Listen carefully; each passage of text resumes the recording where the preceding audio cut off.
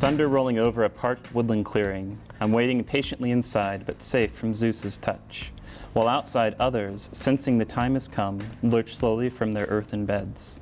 The peeling mud forms cups that now receive the overhead deluge. The once barren dry glade, interspersed with grassy tussocks, is now transformed into a bizarre duality of crystalline water spread over a flaking desert. Tranquility, punctuated only by occasional tufts, skeletons of last year's pioneering grasses. The rains subside. Oh, I'm pressing the space bar, that's why it's not working. Boop. There we go. The rains subside. Now only my stride and headlamp disturb the mirror before me. Then the lonely vagabonds began to call. At first, only a few souls call longingly into the darkness. But they are soon joined by distant cousins of disparate tongue. Some people talk of being bitten by the fieldwork bug. Unfortunately, I didn't have a choice of which one to be bitten by.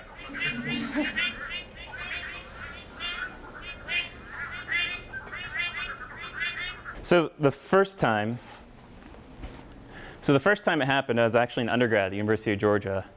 And I was getting ready to go on rounds. I was an RA in one of the freshman dorms. And my partner looked over at me, and I had like all these red welts popping up all over my arms and basically everywhere. And I'm sorry, I'm going to stop blinding everybody in the audience. There we go. And I didn't know what was going on. I was like, what's happening? He's like, I think you might be having an allergic reaction. And I'd never had an allergic reaction before, so I was like, well, what should I do? He's like, maybe you should go to the hospital. So here I am at the hospital. This is a semester. I had like 21 hours of credits. I was an undergrad, and I had a big exam the next morning. So I'm sitting there with a Benadryl IV in my arm, and I'm going through these flashcards. And the nurse is just kind of waiting there, kind of a little smirk on her face. And I'm reading through these flashcards. She's like, oh, what's that one? I'm like, oh, that's a Calidu. That's Canis latrans. And she's like, oh, what's that one? I'm like, that's greater siren lacertina. And she's like, what's that one? I'm like, it's, she's like, are you going to bed now? I'm like, yeah. So this happened a few times. And the weird thing is like, I'd start having these reactions in the middle of the night. Like I'd wake up and I'd be having an allergic reaction to something. We couldn't figure out what was going on. So we went to an allergist. I grew up in Augusta, Georgia. So we went to the allergist there. And one of the first things an allergist will do, they'll give you these little skin prick tests, right? They just take some stuff that's going to make you really itchy, and they just inject it right into your skin to annoy the hell out of you. And like everybody else, I think, that's ever taken this, I'm sensitive to dust, pet dander, and mites, right? That's probably like everybody that's ever taken that test. That's what you're allergic to. But the other thing they did was they actually put me on a bland diet, right? And so this is sort of a scientific approach where you start out with food that has basically no allergens or flavor. That's why they call it a bland diet.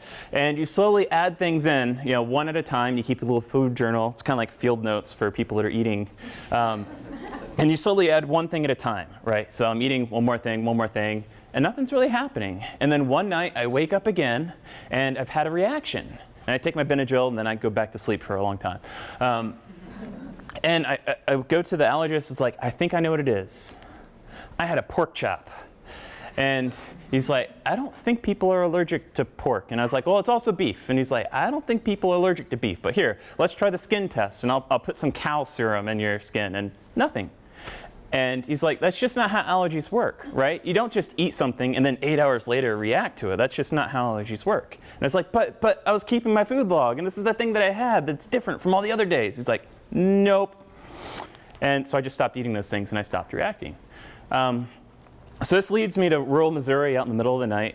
We're actually tracking salamanders through the forest. And the way that you track salamanders through the forest at night without disturbing them is you coat them in this fluorescent powder. You put them underneath an upside-down flower pot, and then you wait a little bit because you don't want them to be too freaked out. You lift the flower pot up with a big stick, and you let them run around for a couple hours. And then you actually go back, and you can follow their path with the UV light, right? So you're out in the middle of rural Missouri with the UV light, kind of trying to find out where all the little paths are through the woods where the salamanders are going. And I started to develop a little bit of a cough. And my stomach kind of starts feeling like it's trying to grind on like a bag of marbles. And that's sort of the feeling that I know that, hey, I'm having an allergic reaction. Hooray! And so at 2 o'clock in the morning, we're like racing through the countryside, trying to find a gas station that's open at 2 o'clock in the morning in rural Missouri. nothing.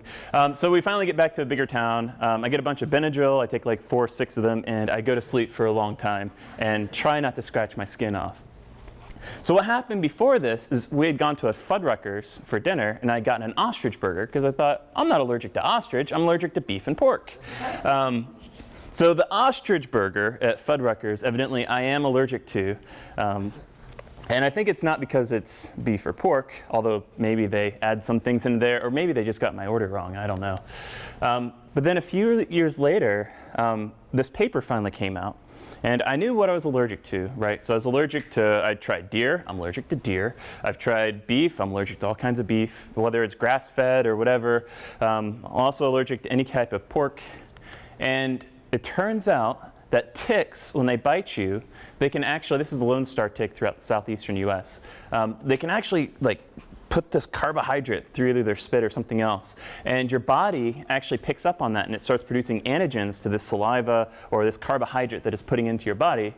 And unfortunately, that's also the same sort of meat, so same sort of carbohydrate that your body breaks down from non-primate mammal meat, right? So not monkeys. So evidently, if there was monkey in the Fuddruckers burger, I wouldn't have reacted to it, but basically anything else. So I'm kind of like a human litmus paper. You can feed me different things, and I can tell you whether or not it has non-primate mammal in it. And that made me sad and really, really itchy. So this is what I learned, you know. So big mistake is going out into the field right after you've had a big, giant ostrich burger, quote unquote. So what does this lead me to? Well, the big thing out of all of this is that we have to be able to recognize and question the assumptions that we make on a daily basis, right? So the first example would be the allergist had assumptions about how allergies work, right? He was given information and he ignored that and basically gave me the wrong advice that, you know, oh, it's not this stuff that you're allergic to.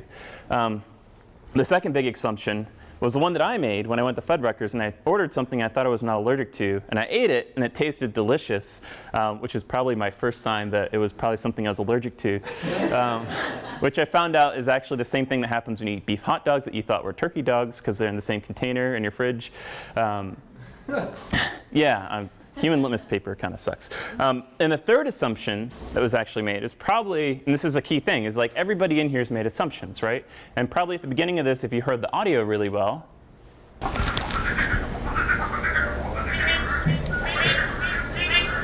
so all those sounds that you hear are actually not the frogs in this picture. They're actually not frogs at all, even though these frogs make sounds that are sort of similar to that, right? These are all sounds that I made and put into a chorus.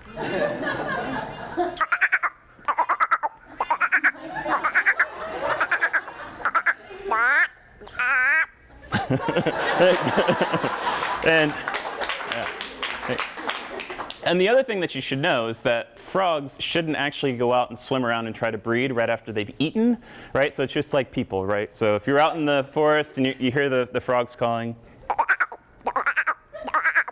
every now and then you'll kind of hear one that it ate too much right before it went out, and it's just, you know, it's starting to go under. All right, thank you.